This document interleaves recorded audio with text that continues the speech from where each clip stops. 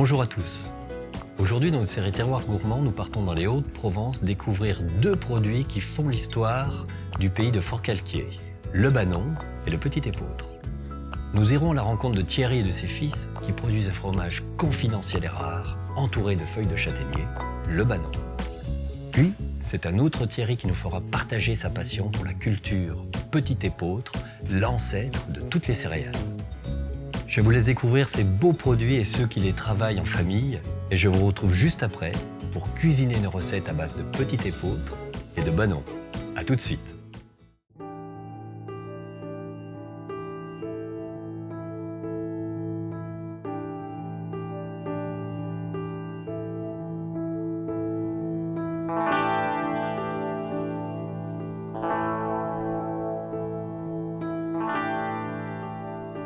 Située en Haute-Provence, les campagnes du pays de Forcalquier bruissent du chant des cigales.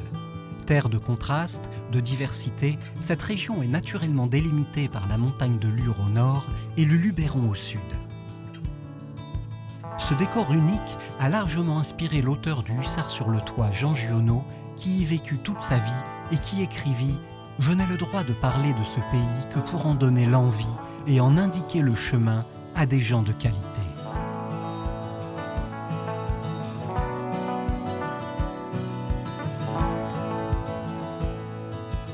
Ici, on cultive depuis des millénaires une céréale d'exception, le Petit Épeautre. Ce petit grain de lumière est traditionnellement cultivé sur des sols pauvres et arides. Dans cet environnement ensoleillé de moyenne montagne, des producteurs comme Thierry Borin apportent le plus grand soin à sa production. À quelques kilomètres de là, les troupeaux de chèvres paissent en liberté. Dans le respect de la tradition, des producteurs transforment leur lait en un fromage crémeux à cœur, le Banon. À Saint-Michel-l'Observatoire, Thierry Yernaut, originaire de Belgique, le fabrique en famille avec passion.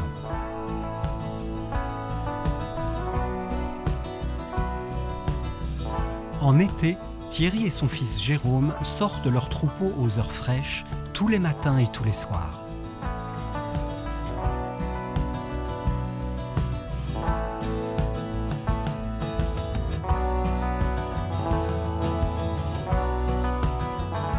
Les chèvres doivent paître au moins 210 jours par an sur les collines de la région pour que le Banon bénéficie de l'appellation d'origine contrôlée.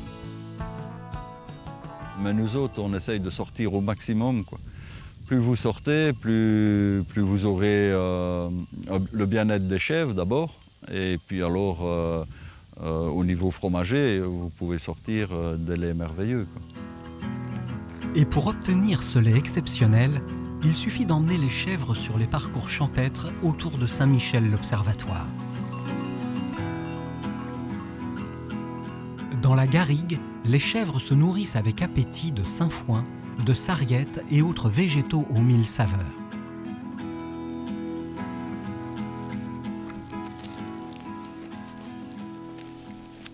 Dans le parcours, justement, il y a tout ce que la nature peut nous procurer. C'est du chêne blanc, du chêne vert, des lierres, les glands qui donneront peut-être un goût spécifique au fromage. Tu auras un petit peu d'amertume.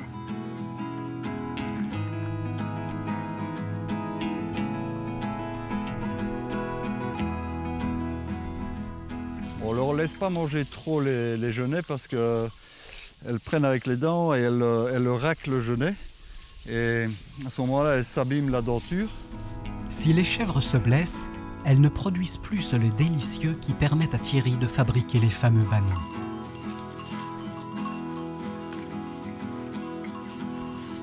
Écho, fais le tour. Non, cabas. À gauche, à gauche. Derrière, Écho, derrière, fais le tour. Allez, Écho, derrière. Tout au long du parcours, Thierry, aidé de ses chiens, surveille une centaine de chèvres, des alpines chamoisées et des provençales communes. Après la traite du soir, on reste 1 heure à peu près de sortie, 1 heure ou 2. Et puis on va les mettre en chèvrerie, qu'elles boivent un bon coup, et se reposer, et faire du lait aussi. Leur but, c'est de faire du lait pendant la nuit. Thierry et sa famille fabriquent chaque semaine une centaine de bannons aux couleurs mordorées et aux saveurs si particulières, rappelant les sous-bois de la Haute-Provence.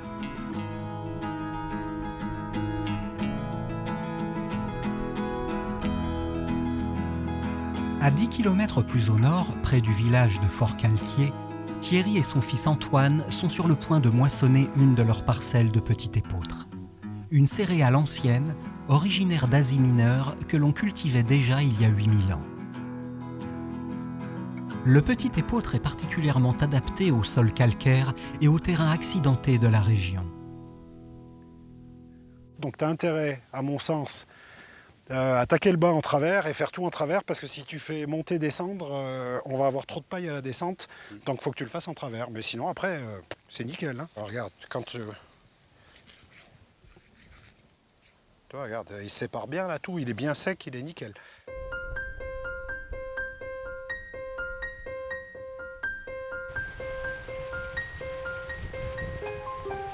Donc ici, en fait, on a un sol très pauvre, plein de cailloux et quasiment aucune parcelle à plat. Donc c'est sûr qu'avec des parcelles comme ça, il était quasiment exclu de faire du blé. Et c'est la raison qui nous a poussé à nous orienter d'entrée vers le petit épeautre, parce que lui, il est parfaitement adapté à ce genre de sol, ainsi que le sainfoin qui entre dans sa rotation.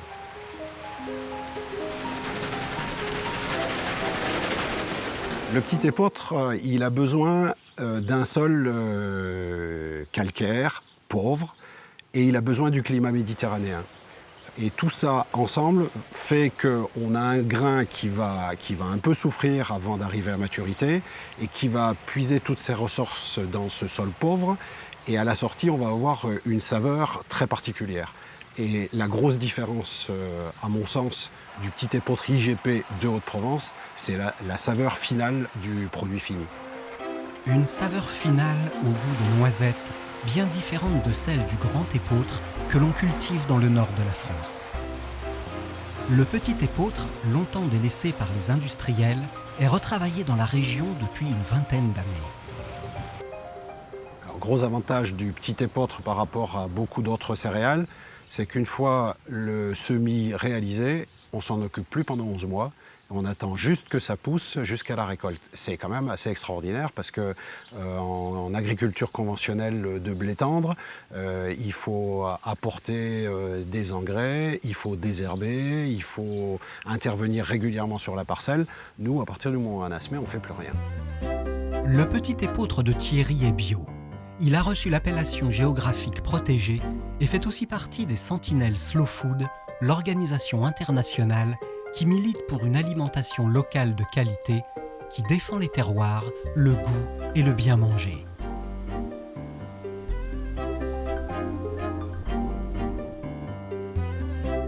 Retour à Saint-Michel-l'Observatoire. De bon matin, les chèvres patientent dans l'étable avant la traite. Leur lait est destiné à la fabrication des fameux bannons.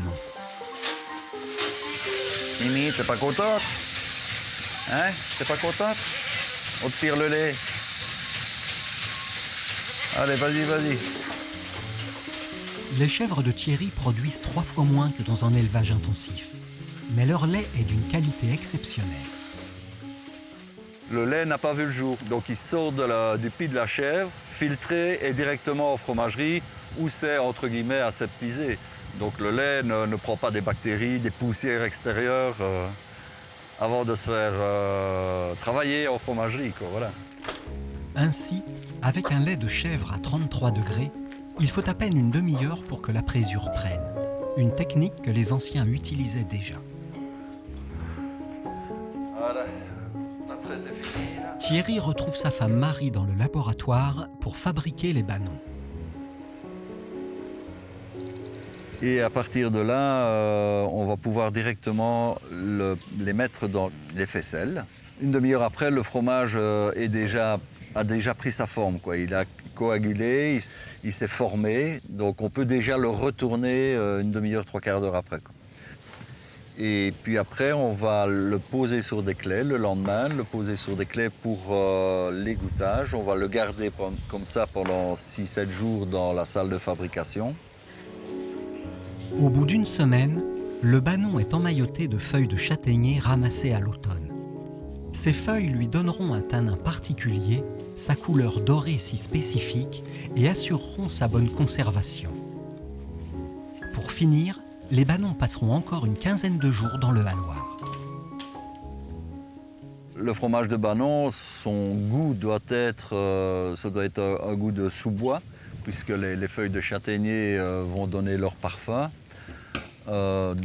Il faut qu'il soit bien crémeux et une croûte pas trop épaisse, légère. Le banon est donc le fruit d'une alchimie entre la fermentation du caillé doux et la migration des tanins de la feuille vers le fromage. Un produit rare qui se mérite et dont le savoir-faire se transmet de génération en génération. Thierry travaille avec ses 2 fils, Jérôme et Maurice. Aujourd'hui, c'est avec Maurice qu'il fait le tour de la ferme pour s'assurer que tout fonctionne parfaitement. Il se soucie aussi bien des bêtes que du matériel. Voir le stock. Donc il y aura les quelques poids de graissage qu'il faudra faire. Voilà, il me semble qu'on aura assez. Tu vois, il y a déjà un rouleau qui est entamé. Le métier de chevrier, c'est un métier magnifique parce qu'on est maître chez soi, on gère nous-mêmes notre temps. Mais il est bien entendu que notre bonheur, ce serait que cette aventure continue avec nos 2 fils. Voilà.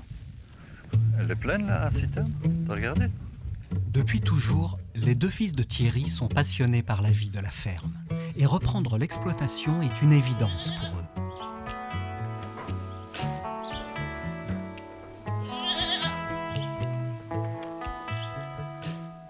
Voilà, il faudra qu'on regarde. Il y a 2-3 chèvres là qu'on a coupé les cornes, qui tournent mal. On pourrait peut-être demander au veto de venir nous aider à les tenir. Un peu, toi. Viens, les filles. Hein? Voilà.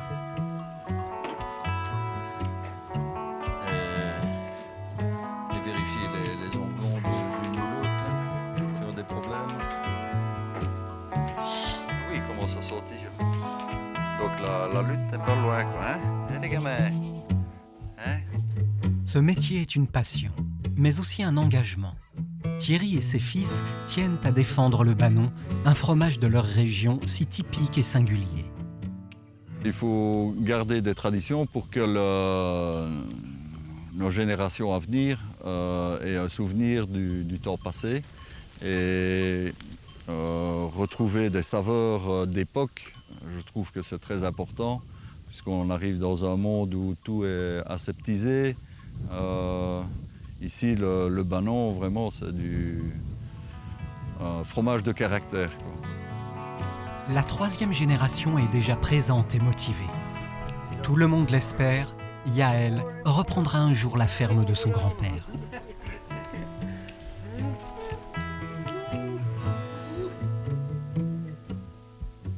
Retour à Forcalquier. C'est le début des moissons. La récolte s'avère prometteuse cette année, ce qui augure de longues heures de travail pour Thierry. Le petit épeautre est un blé vêtu, c'est-à-dire que la moissonneuse n'est pas capable, comme pour le blé tendre, de sortir le grain directement utilisable, comme le riz par exemple. Le travail a beau être mécanique, il faut superviser toutes les étapes de production.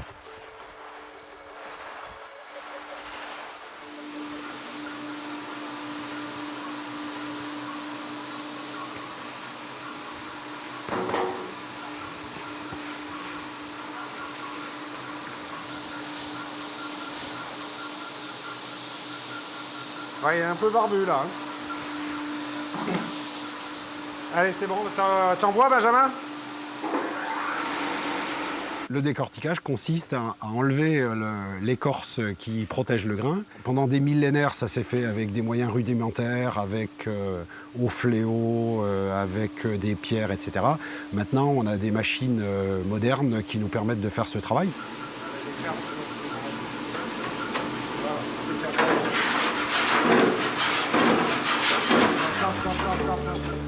Après le décortiquage, il faut trier le petit épeautre grâce à une autre machine.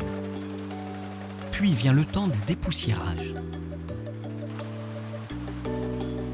Et enfin, la fabrication de la farine.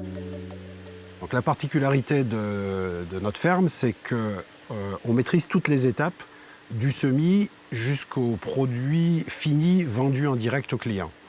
Une fois le grain décortiqué, on peut proposer du grain puisque le petit épeautre se mange comme le riz. On a notre moulin à meule de pierre qui nous permet de faire toutes nos farines, donc on peut proposer de la farine. Et puis à partir du grain et de la farine, on a un laboratoire dans lequel on transforme le grain en galette, la farine en pâte et en biscuit. Semer, cultiver, transformer et vendre en direct le petit épeautre, c'est le modèle économique choisi par Thierry. C'est aussi le seul moyen pour vivre de son travail, de sa passion. Chaque jeudi matin, Thierry organise des visites touristiques sur son exploitation. À cette occasion, il explique avec enthousiasme l'histoire et la culture du petit épeautre. Ah, ça va être très beau, vous allez voir, l'année prochaine, on va avoir un champ d'épeautre, là, tout jaune, et les oliviers au milieu. Ben, ça nous fait, là, on gagne 3/4 d'hectare, là. Et puis, c'est pas que le fait de gagner la surface, c'est qu'en travaillant le sol comme on fait, on décompacte le sol, et du coup, les racines des oliviers, elles ont moins de travail à faire pour s'étaler. En faisant le tour de l'exploitation, Thierry livre tous les secrets de la fabrication du petit épeautre. Alors, vous avez vu, ça coupe devant. À l'intérieur, c'est tapé. Ensuite, c'est secoué. La machine, elle rejette la paille et la graine, elle monte là-haut. Voilà. Vous voyez le grain qui coule là, ça trie les petites... Ça va tomber dans le seau, là, vous allez voir. Là. Et voilà.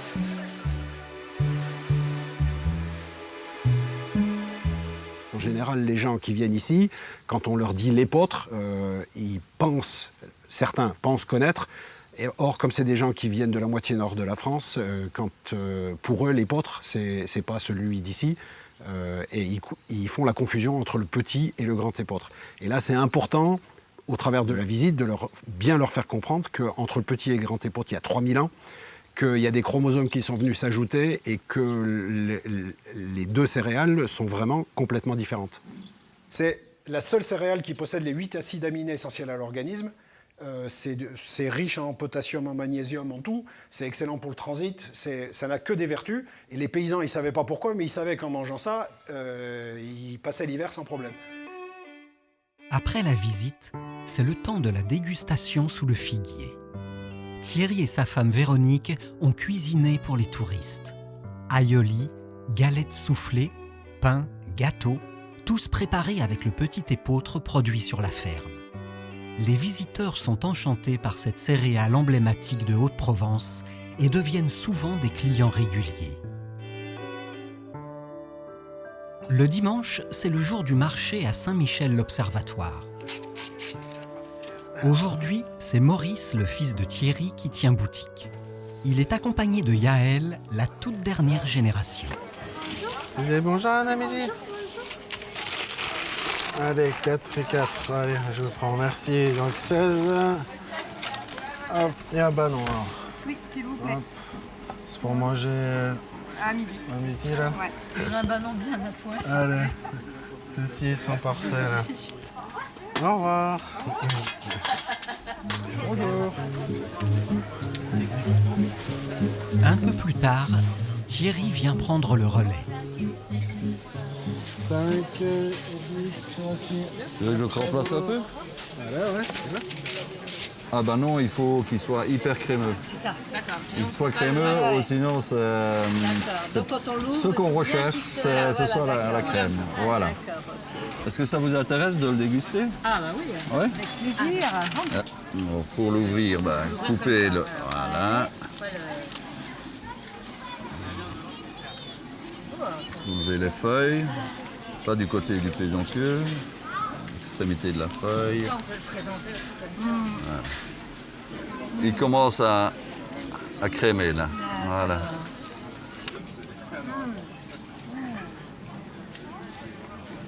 Non, c'est vraiment délicieux. Ça goûte un peu le sous-bois puisqu'il y a les feuilles Voilà, de c'est ça, châtaignier. c'est Hein. les feuilles de ça. Le tanin des feuilles de châtaignier. Vous le gardez à température la journée, le soir, hop, il se laisse aller. Tous les bannons de Thierry sont vendus localement, dans un magasin de producteurs, à des restaurants et en direct à la ferme ou sur les marchés. C'est un fromage rare qui fait la joie des gourmets. Il est travaillé de façon artisanale par seulement 15 producteurs fromagers autour du village de Bannon, dont il tient son nom. Ce petit palais de chèvre au lait cru a aussi la particularité d'être la plus petite AOC fromagère de France en volume. À une quinzaine de kilomètres de Forcalquier, Thierry, le producteur de Petit Épeautre, participe à un événement incontournable, la foire d'Ongles. S'il vend principalement ses produits en direct et dans des circuits courts, c'est indispensable pour lui d'être présent à ce rendez-vous annuel. La foire d'Ongles, c'est la foire agricole référence du département des Alpes de Haute-Provence. C'est la plus importante, elle draine des milliers de personnes et c'est une foire où ne sont présents que des producteurs. Il n'y a aucun revendeur présent sur cette foire. À Ongles se concentre toute la richesse du patrimoine gastronomique de la région. Un véritable festival pour les papilles et une fierté pour les producteurs. Le seul moyen de gagner sa vie, c'est de vendre en direct, à notre stade, puisque en fait, on a une petite production.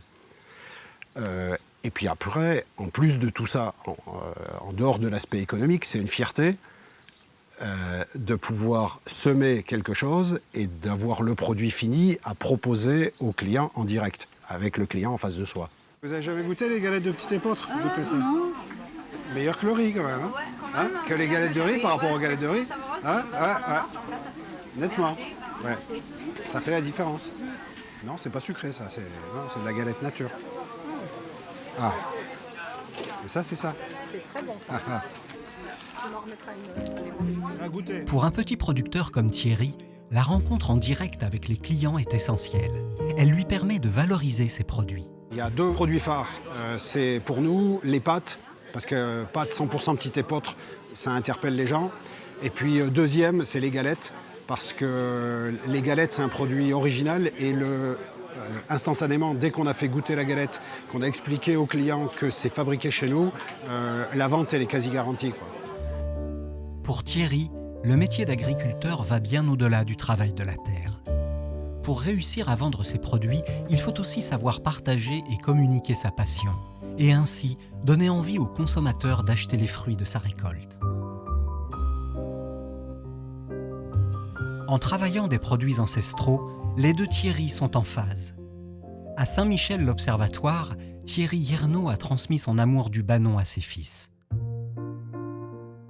Quant à Thierry Beaurain, il travaille lui aussi en famille.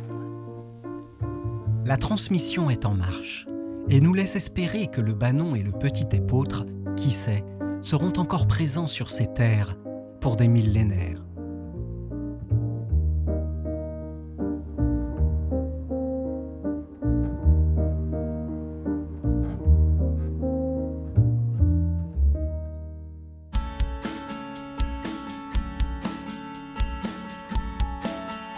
Aujourd'hui, je vous propose de cuisiner du Bannon rôti au four, crackers de Petit Épeautre.